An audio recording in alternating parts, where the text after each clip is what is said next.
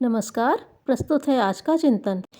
चोट लगी हो तो मरहम पट्टी की जा सकती है, पर समस्त रक्त में फैले रक्त कैंसर का या रक्त की विषाक्तता से तो उस उपाय से नहीं जूझा जा सकता।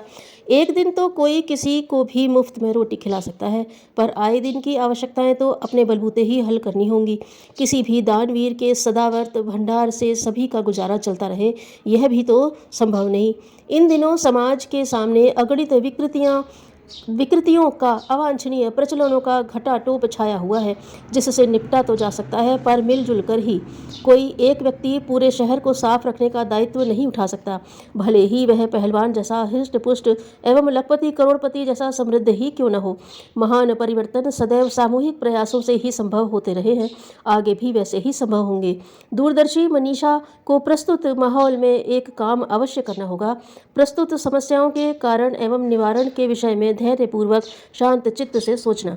वस्तुतः आज मानवीय चिंतन, चरित्र तथा व्यवहार बुरी तरह गड़बड़ा गया है और उसकी स्थिति विक्षिप्तताग्रस्तों की तरह हो गई है। इसी कारण ऐसे ऊटपटांग काम होने लगे हैं जिनसे अपने व दूसरों के लिए विपत्ति ही चारों ओर दीख पड़ती है। पगलाई व्यक्ति द्वारा की गई तोड़फोड़ की मरम्मत तो होनी चाहिए, पर साथ ही उस उन्माद की रोकथाम भी होनी चाहिए जिसने भविष्य में भी वैसी ही उद्दंडता करते रहने की आदत अपना ली है। सोचने पर घबराहट होती है कि आसमान में टंगे यह ग्रह, नक्षत्र, तारक आदि अचानक नीचे गिर पड़े तो अपने घर परिवार का तो कचूमर ही निकल जाएगा। सोचा जा सकता है कि जब वे अरबों खरबों वर्षों से आसमान में टंगे पड़े हैं तो कम से कम अपनी जिंदगी और गांव मोहल्ले की जिंदगी तक तो टंगे ही रहेंगे। मनुष्य का भटकाव, अनावश्यक भय अथवा पगलाना चिंता तो अवश्य उत्पन्न करता है, पर ऐसा कुछ है नहीं जिसका सहज समाधान न निकल सके। मनुष्य को गड़बड़ियां करते रहने की जहां छूट मिली है, वहां उसे समझ भी दी गई है कि उलझनों को सुलझाने में सफल हो सके। अड़चनों से निपटने के लिए योजना बनानी और तैयार करनी चाहिए। निराशा होने से तो मात्र आशंका ही का आतंक रहेगा। यहाँ यह तथ्य भी स्मरण रखने योग्य है कि सामान्य जन अपनी निजी समस्याओं को ही तिस प्रकार संभालते सुधारते रहते हैं, पर व्यापक विपत्ति से तो मिलजुल कर ही निपटना पड़ता है। बाढ़ आने, महामारी फैलने जैसे अवसरों पर सामूहिक योजनाएं ही काम देती हैं। पुरातन भाषा में ऐसे ही महत्वपूर्ण परिवर्तनों को युग परिवर्तन अथवा प्रज्ञावतार जैसे नामों से पुकारा गया है। ऐसे तूफानी परिवर्तनों को महाक्रांति भी कहते हैं। क्रांतियां प्रतिकूलताओं से निपटने के लिए संघर्ष रूप में उभरती हैं, पर महाक्रांतियों के लिए तो दूरगामी योजनाएं बनानी पड़ती हैं। अनौचित्य के विरुद्ध संघर्ष छेड़ने के साथ साथ नवसृजन के निर्धारण करने एवं कदम उठाने पड़ते हैं। इसे अपने समय की अदृश्य में पक रही खिचड़ी को महाक्रांति के रूप में जाना जाए तो भी ठीक है, और युग परिवर्तन कहा जाए, 21वीं सदी में उज्ज्वल भविष्य की संरचना जैसा कुछ नाम दिया जाए तो भी कोई हर्ज नहीं। अत्यधिक विशालकाय सुविस्तृत क्षेत्र को प्रभावित करने वाले अरबों मनुष्यों के चिंतन प्रवाह को अवांछनीयता से विरत करके वांछनीयता के साथ जोड़ देने वाले कार्य को कोई एक व्यक्ति न कर सकेगा।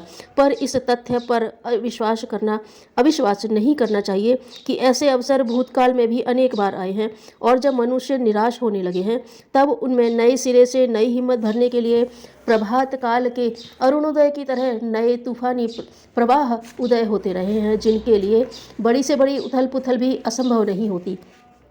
व्हेल मछलियाँ जब इकट्ठी होकर समुद्र के किसी क्षेत्र में मस्ती मचाती हैं तो उस परिधि में भी ऐसे तूफान खड़े कर देती हैं जो छोटी मोटी नाव को देखते देखते डुबो दें। अमावस्या पूर्णमासी को समुद्र में उठने वाले ज्वार भाटे भी ऐसे ही लगते हैं, मानो वे शांत सागर को ज्वार भाटों के सहारे आकाश तक उछाल कर रहेंगे। मनुष्य के लिए यह सब कर सकना कठिन हो सकता है, पर उस प्रकृति के लिए तो ऐसी उठापटक क्रीड़ा विनोद मात्र है जो आए दिन विशालकाय गृहपिंड रचने और मिटाने का खेल खिलवाड़ करते रहने में अलमस्त बालकों की तरह निरत रहती है।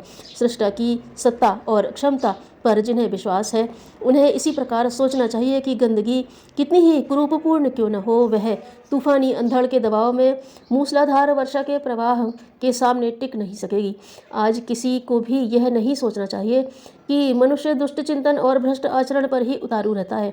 मनुष्यता समय समय पर ऐसी आश्चर्यजनक करवटें लेती रही है जिसके अनुसार देव मानवों का नया वसंत, नई कोपलें, नए खेत और नए फल फूलों की संपदा लेकर सभी दिशाओं में अट्टहास करता दिख पड़ता रहा है। महामानवों, देव पुरुषों, मनीषियों, सुधारकों, सृजयिताओं का ऐसा उत्पादन होता रहा है मानो वर्षा ऋतु में अगणित वनस्पतियों और जीव जंतुओं की नई फसल उगाने की सौगंध खाई हो। अगले ही दिनों आने वाले समय में नए सृजयिताओं की एक नई पीढ़ी ऐसी विकसित होगी जिसके सामने अब तक के सभी संतों, सुधारकों और शहीदों के पुरुषार्थ छोटे पड़ जाएंगे, ऐसा विश्वास किया जाना चाहिए। आत्मसम्मान की रक्षा हमारा सबसे पहला धर्म है। धन्यवाद।